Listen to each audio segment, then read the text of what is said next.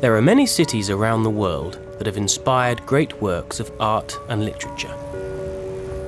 For hundreds of years, artists have come to Paris to live and work.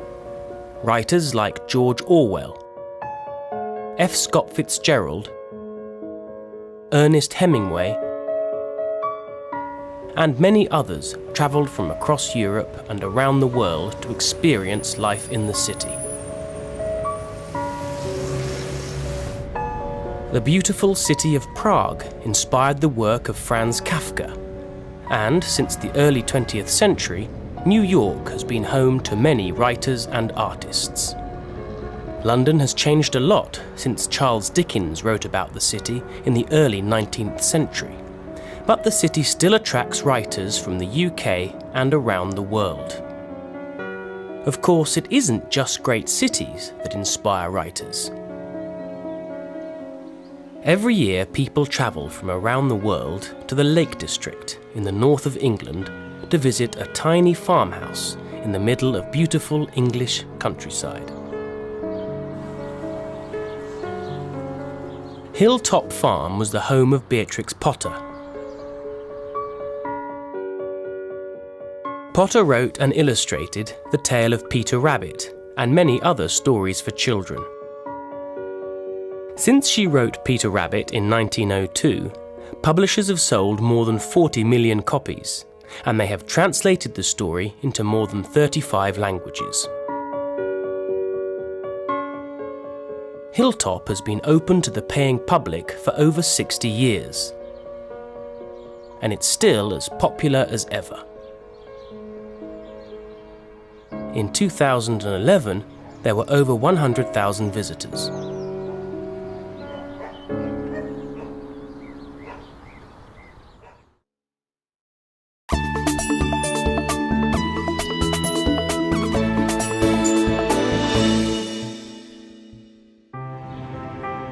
Around 100 years earlier, another female British author was at work.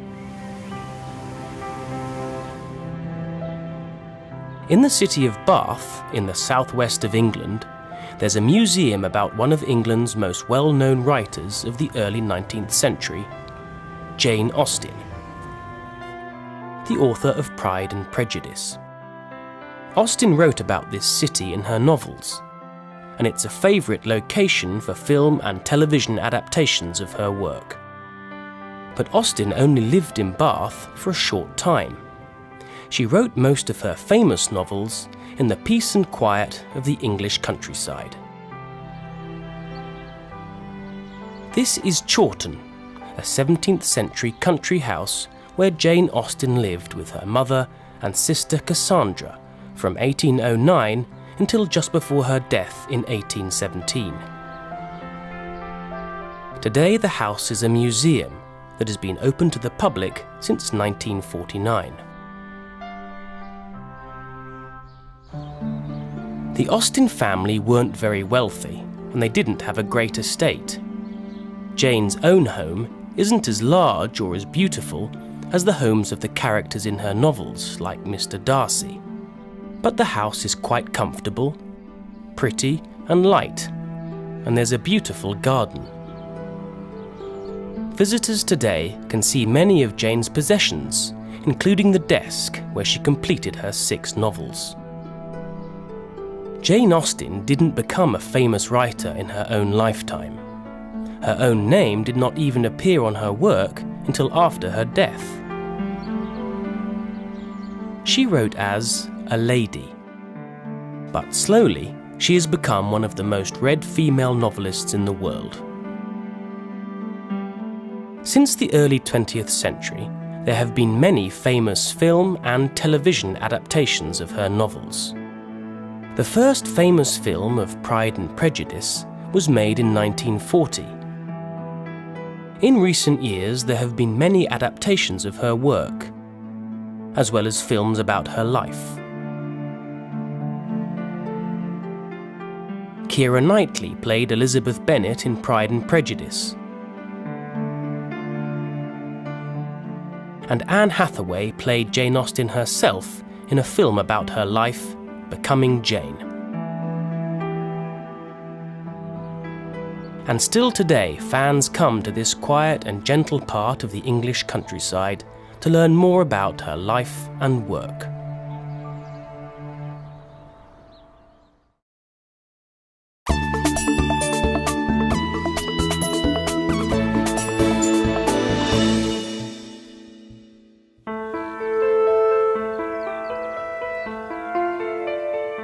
Over 200 miles away from the gentle countryside and bright, comfortable living rooms of Jane Austen's world, there's another house with a far more dramatic and remarkable literary history.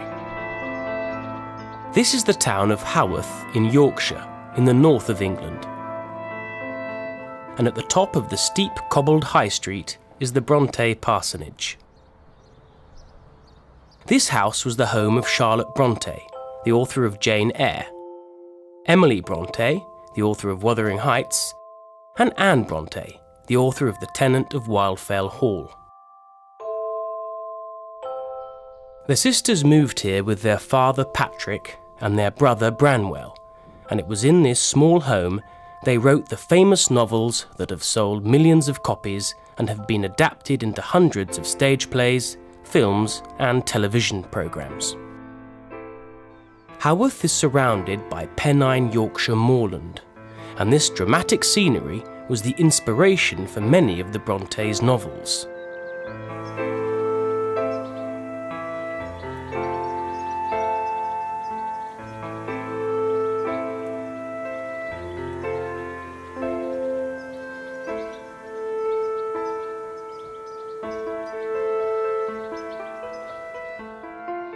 Life was very hard here in the mid-1800s.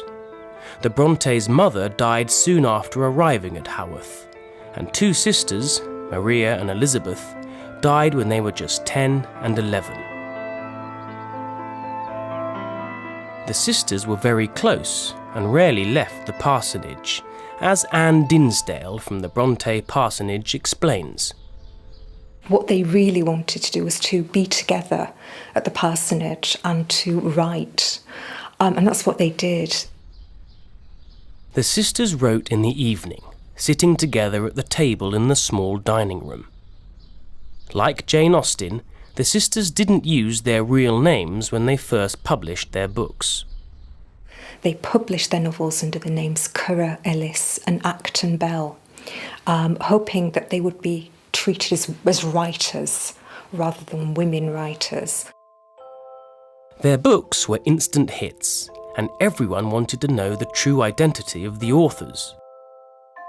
So Charlotte and Anne travelled to London by train to tell their publishers their real names. But tragedy was never far away. In 1848, Branwell died, followed 3 months later by Emily, and then Anne 5 months after that. Shortly after she married, Charlotte died in 1855. But by the time she died, Charlotte was a famous writer.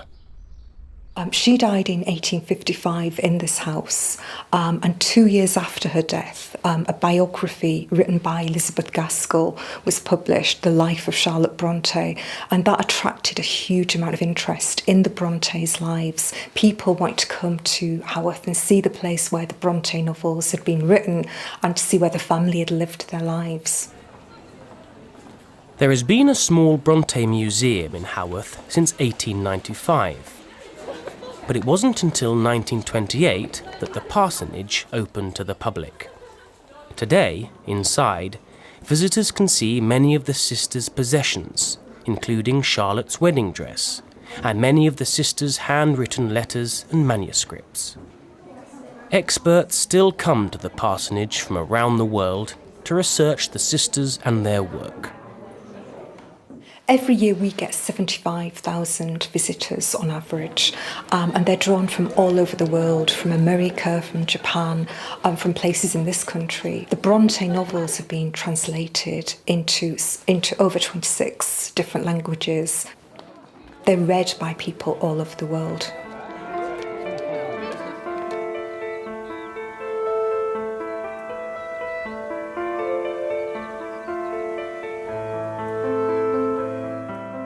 For many visitors, it is exploring the dramatic Yorkshire countryside surrounding the parsonage that really helps them to understand the powerful novels of the remarkable Bronte sisters.